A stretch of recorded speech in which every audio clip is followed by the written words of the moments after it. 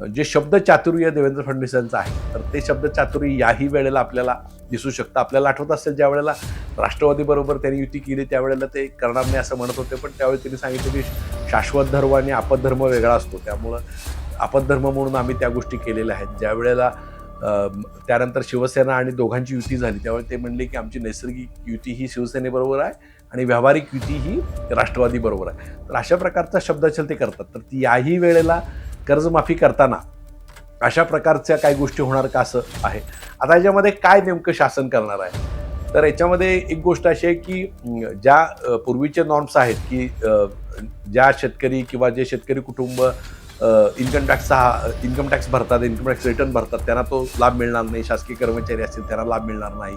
शेतकऱ्याचं उत्पन्न जर जास्त असेल तर त्याचा लाभ मिळणार की याची गॅरंटी नाही आहे. त्यामुळं जे गरीब शेतकरी आहेत त्यांनाच या प्रकारचा लाभ देण्याबद्दलची गंभीरपणे चर्चा आहे आणि थकबाकी राहिली पाहिजे त्याचेही नॉर्म्स अतिशय कडक वेगळ्या पद्धतीची करण्यात आल्या. कारण मुख्यमंत्र्यांचं एक स्वप्नातील महाराष्ट्र करायचं असेल तर एक क्लीन इकॉनॉमी करण्याचं मुख्यमंत्री देवेंद्र फडणवीस यांचं स्वप्न आहे. तर ती जर करायची असेल तर राज्यामध्ये काही ठिकाणी करवाढी अटळ आहे. त्यामुळं आगामी काळामध्ये शेतकऱ्यांची कर्जमाफी ही होणार.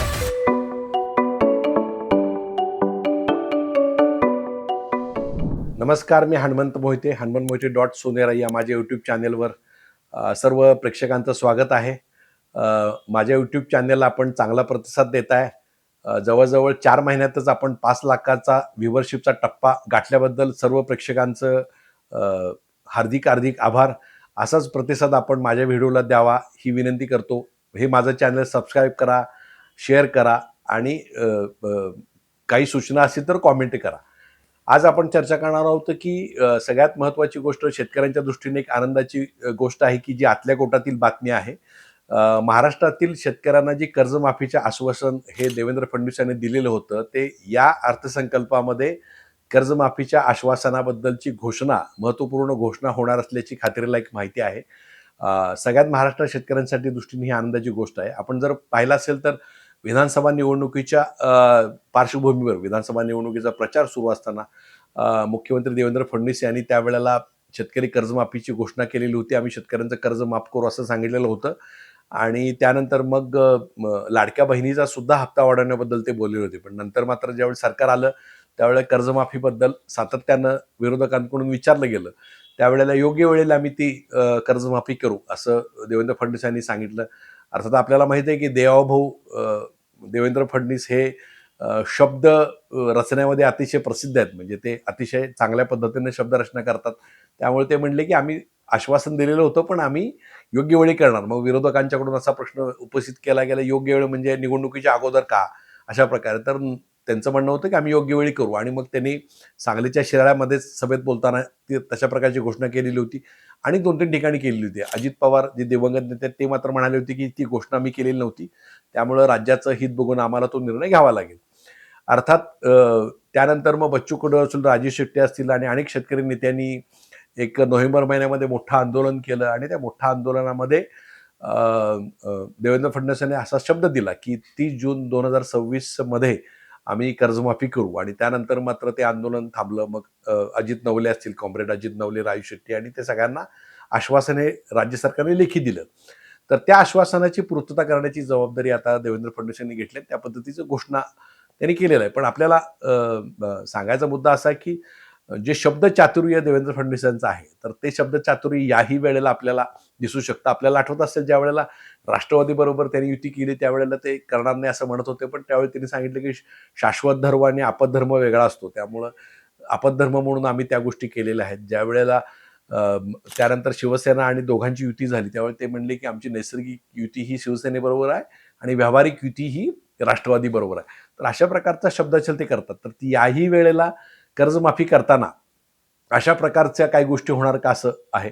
तर जी आम्हाला मिळालेली सूत्रांच्याकडून माहिती आहे त्याच्यामध्ये कर्जमाफीची घोषणा ही 100% होणार आहे. त्यासाठी 35,000 कोटी रुपयांची तरतूद राज्य सरकार करेल अशी परिस्थिती आहे आणि त्यामध्ये 20,000 कोटी रुपये हे जे कर्जाची थकबाकी आहे त्या कर्जाच्या थकबाकीसाठी आणि 15,000 कोटी रुपये हे प्रोत्साहनपर अनुदान यासाठी करण्याची साधारण प्राथमिक चर्चा ही बजेटच्या अगोदरच्या मीटिंगमध्ये झालेली आहे. त्यामुळे या बजेटच्या अर्थसंकल्प या बजेटच्या अधिवेशनामध्ये कर्जमाफीची घोषणा होणार आणि त्याची अंमलबजावणी ही 30 जून 2026च्या अनुषंगाने होणार, हे गोष्ट निश्चित आहे.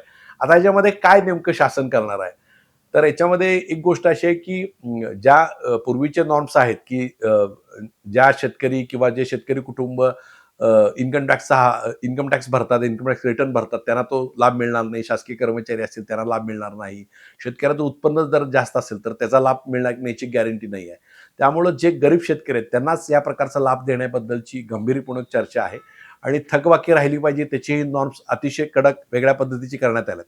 त्यामुळं कर्जमाफीची घोषणा जर यावेळेला करणार असली तरी त्याचे नियम मात्र काटेकोर असतील. दुसरा मुद्दा सुद्धा प्रोत्साहनपर अनुदानामध्ये आपल्याला आठवत असेल की तत्कालीन मुख्यमंत्री उद्धव ठाकरेंनी 50,000 प्रोत्साहन अनुदानाची घोषणा केली होती. त्याची काही अंमलबजावणी झाली, पण पुढं मात्र त्याची अंमलबजावणी झाली नाही.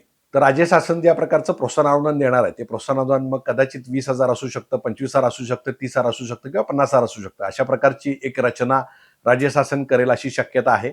याबरोबरच सेंद्रिय शेती, त्यानंतर शेततळ्याची योजना असेल, त्यानंतर पूर नियंत्रण प्रकल्प जो पश्चिम महाराष्ट्रात त्याच्यामध्ये पूर नियंत्रण आराखड्यामध्ये पाणी वळवणे असेल किंवा त्यानंतर मग मराठवाडा वॉटर ग्रीड असेल, तर अशा प्रकारच्या सर्व योजना एकत्रीकरण करून एक शाश्वत शेती आणि सेंद्रिय शेती अशा प्रकारच्या योजना मुख्यमंत्र्यांकडून जाहीर केल्या जातील. अर्थात यासाठी पैसा कुठून येणार हा प्रश्न आहे, पण त्याच्यामध्ये एक गोष्ट आहे की लाडक्या बहीण योजनेचा आता जे 2.5 कोटी लाभार्थी आहेत त्याच्यामधले अनेक लाभार्थी पुढच्या काळात कमी केले जातील अशी शक्यता आहे आणि काही राज्यामध्ये काही करवाढ होण्याची सुद्धा शक्यता आहे. कारण मुख्यमंत्र्यांचं एक स्वप्नातील महाराष्ट्र करायचं असेल तर 1 ट्रिलियन इकॉनॉमी करण्याचं मुख्यमंत्री देवेंद्र फडणवीस यांचं स्वप्न आहे. तर ती जर करायची असेल तर राज्यामध्ये काही ठिकाणी करवाढी अटळ आहे. त्यामुळं आगामी काळामध्ये शेतकऱ्यांची कर्जमाफी ही होणार. त्याच्यामध्ये काही प्रमाणात त्या प्रमाणात काही प्रमाणात करवाढ होण्याची शक्यता आहे. पण शेतकऱ्यांना मात्र महाराष्ट्रात दिलासा मिळेल अशी शक्यता दाट आहे.